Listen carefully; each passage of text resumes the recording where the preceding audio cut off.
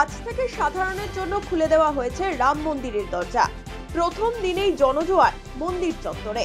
মঙ্গলবার সকালে সকলেই প্রথমে দর্শন করতে চান রামলালার, ফলে ভক্তগণের ভিড় সামলাতে রীতিমতো হিমশিম খান মন্দির কমিটির সদস্যরা। সোমবার রামলালার প্রাণ প্রতিষ্ঠা করে মন্দিরের উদ্বোধন করেছেন প্রধানমন্ত্রী নরেন্দ্র মোদী। দুপুর 1টা পর্যন্ত চলেছে সেই অনুষ্ঠান। তারপরে একাধিক আচার অনুষ্ঠান ছিল। 22শে জানুয়ারি কেবল আমন্ত্রিত অতিথিরাই দর্শন করতে পেরেছিলেন রামলালার। অন্য পুণ্যার্থীদের প্রবেশে ছিল নিষেধাজ্ঞা। আগেই জানিয়ে দেওয়া হয়েছিল সে কথা।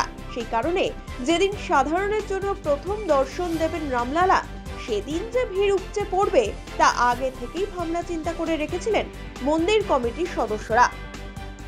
রামলালার আরতি এবং দর্শনের জন্য নির্দিষ্ট পাসের ব্যবস্থা করা হয়েছিল।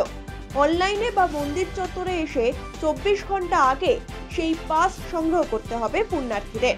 23 তারিখ তাকভোর থেকেই বলা চলে প্রায় মধ্যরাত থেকেই রাম মন্দিরের সামনে ভিড় করতে শুরু করেছিলেন পুণ্যার্থীরা। সকাল 6:30টায় প্রথম আরতি হয় রামলালা, তারপরই খুলে দেওয়া হয় মন্দিরের দরজা। যে পরিমাণ ভিড় হয়েছে রামলালার মন্দিরে তার রেকর্ড বললে ভুল হবে। এদিন সকালে প্রায় জনপ্লাবন তৈরি হয়েছিল রাম মন্দির চত্বরে। ভিড় সামাল দিতে ভলেন্টিয়াররা হিমশিম খেয়েছেন। এতটাই কঠিন পরিস্থিতি তৈরি হয়েছিল।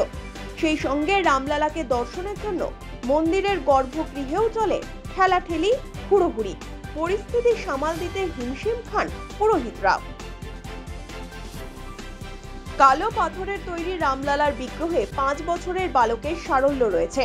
সোমবার রামলালার মূর্তিতে প্রাণ প্রতিষ্ঠার পর মূর্তিকার শিল্পী অরুণ যোগীরাজ বলেন, তিনি পৃথিবীর সবচেয়ে ভাগ্যশালী ব্যক্তি। হাজার হাজার সাল ধরে মানুষ তাঁর সৃষ্টিকে পুজো করবেন। এখানেই তার কাজের সার্থকতা। 6 ফুট উচ্চতার রামলালার মূর্তিটি বসানো হয়েছে একটি বেদিতে। তার উচ্চতা হয়ে গিয়েছে 8 ফুট। সোমবার রামলালাকে অসাধারণ সাজানো হয়েছিল।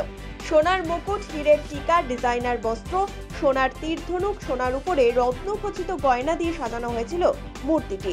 মূর্তির সামনে অযোধ্যার পুরনো রামলালার মূর্তিও রয়েছে, যাতে ভক্তরা দূর থেকে রামলালাকে দর্শন করতে পারেন। সেই কারণেই এই মূর্তিটি তৈরি করা হয়েছে বলে জানিয়েছেন মন্দির ট্রাস্ট। নগর স্টাইলে তৈরি করা হয়েছে রাম মন্দির, যার বিস্তার পূর্ব পশ্চিমে 380 ফুট থেকে 250 ফুট। মাটি থেকে 161 ফুট উঁচুতে তৈরি করা হয়েছে মন্দিরটি। 392টি পিলারের উপরে তৈরি 44টি দরজা রয়েছে তাতে। মন্দির জুড়ে রয়েছে হিন্দু দেবদেবীদের মূর্তি। রাজস্থান থেকে আনা মার্বেল পাথরে তৈরি করা হয়েছে মূর্তিটি। মন্দিরের 42টি দরজায় সোনার পাত বসানো রয়েছে।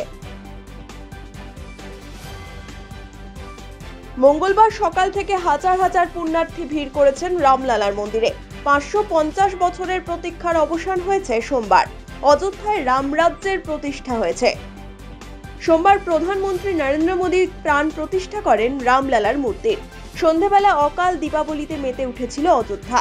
সরজু নদীর তীরে হাজার হাজার প্রদীপ জ্বালানো হয়েছিল ওই দিন। যেমন 14 বছরের বনবাসের পরে অযোধ্যায় রাম, সীতা, লক্ষ্মণ ফেরার পরে হয়েছিল। Bureau report, one India Bangla.